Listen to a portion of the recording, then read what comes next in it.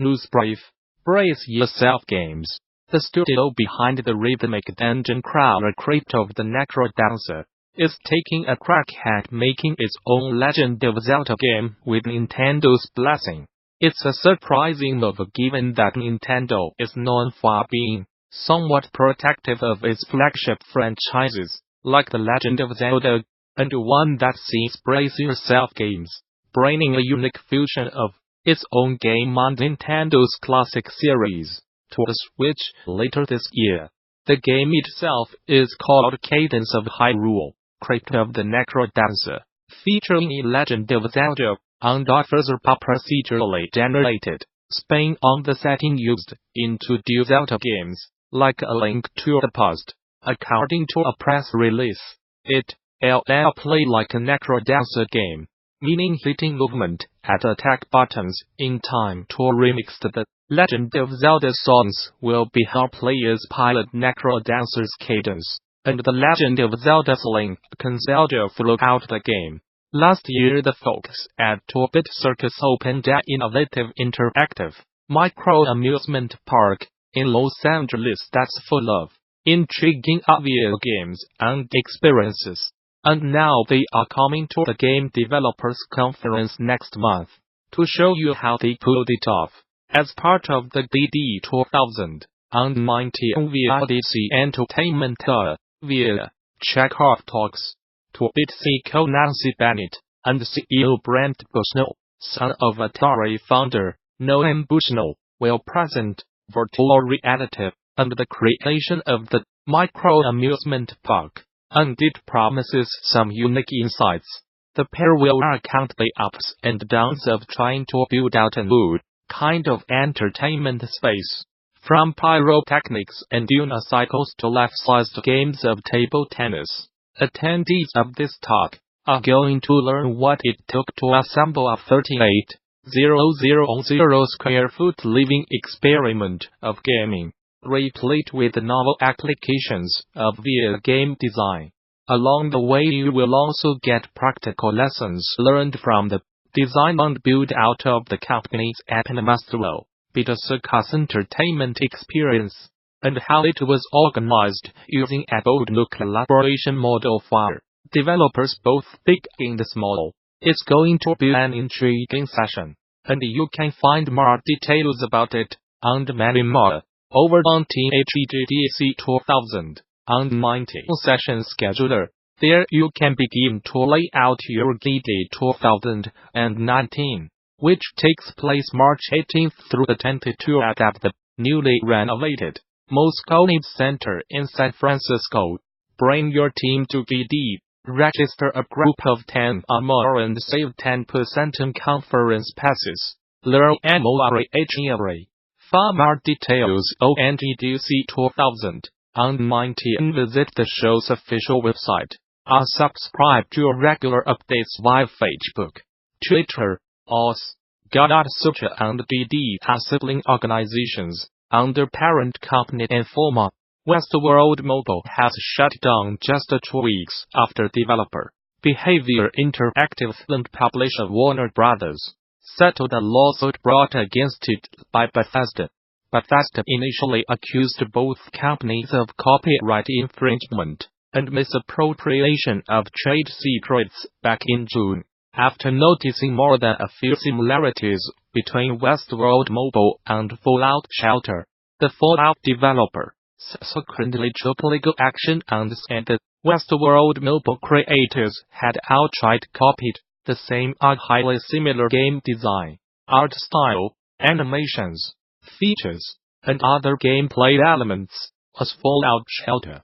Although Warner Brothers and Behavior said the accusations against them were completely baseless, they eventually settled the lawsuit after reaching an unknown agreement with Bethesda. Now, around 2 weeks after that agreement was brokered, Warner Brothers has pulled the title from sale and switched the lights off for good.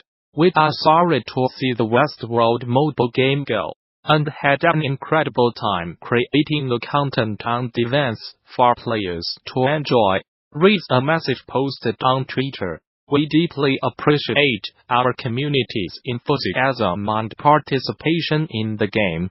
Pick Twitter.com/7ns7 Castle Code.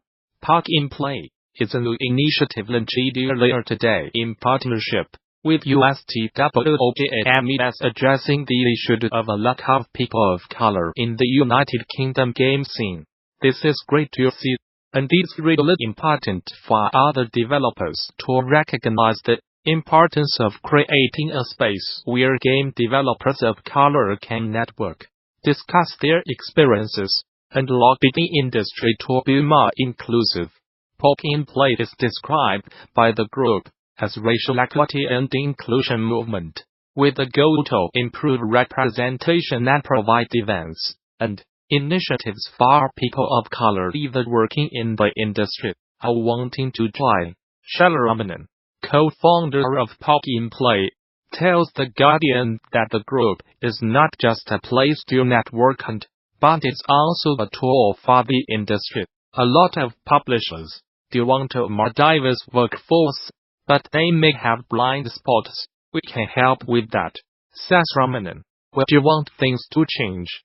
If a developer wants to be considered with portrayal, then we should be able to help, even if that's to suggest someone they need to pay to be a consultant.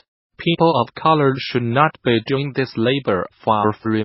The large team includes co-founders Adam Campbell, Azumi, and Charlotte Ramanan, Threefold Games, as well as Nita Ahmad, ex-panelist, Mike Anderson, Astul Games, Jody Azar, Look at Games, Dagale, Altered Jane, and Mu Foams Art. The first of Park in Play's monthly networking events will take place from 7 to 9 p.m. at Astul Games, London Studio on March 22nd. 2019 Interested developers can sign up here. Also, be sure to check out the #QM post and the hashtag on Twitter to check out the work from game devs of color. Some recordings from the Game History panel held at this past MedFest 2019 are now available for the public to enjoy. This panel track was part of the Music and Gaming Educational Symposium, Majors Educational track. These videos could be useful for developers interested in learning the history behind some of their favorite games, genres, and consoles. It's easy to forget how young the medium actually is, and the playlist of 11 videos covers topics ranging from the history of films all the way to papers, pleasant fan creative designs.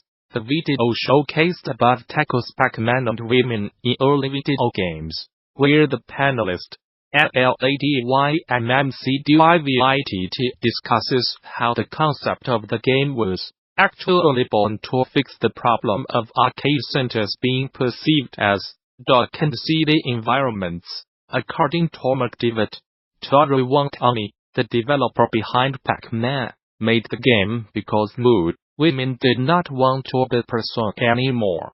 They wanted to be the pursuers. So he thought that being able to get the pilot and chase after the ghosts would appeal to more modern women.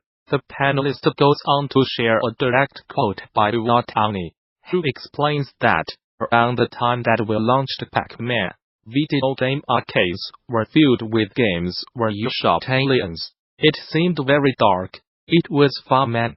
I realized that if women and couples were going to come to game centers, they had to be cheerful places. So I decided to theme the game around eating dinner with Pac-Man.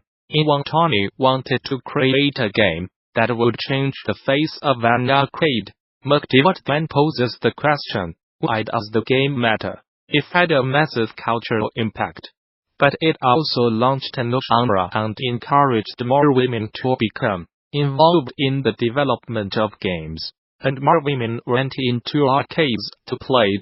The rest of the videos are really informative and worth a watch, so be sure to check them all out here. Hold On is a premium-priced mobile brick breaker built upon the joy found in a single moment in the genre, the time when the ball speaks. behind the blocks and just goes wild, bashing away at them as the player watches. It's a game that encourages players get their ball bouncing between blocks as often as possible, savoring the chaos as the balls slam about. Gamasutra spoke with Martin Great Fruct Johnson, developer of Hold On as well as other finally made indie games like Twofold Incorporated and Dream Capsule, to talk about how the appeal of this moment shaped the game's play style, how the game's design helps the player find order and strategy within those wild bounces, and designing stages that would make this kind of moment happen often. In Johnson's words, per usual, it's a mishmash of ideas from all over.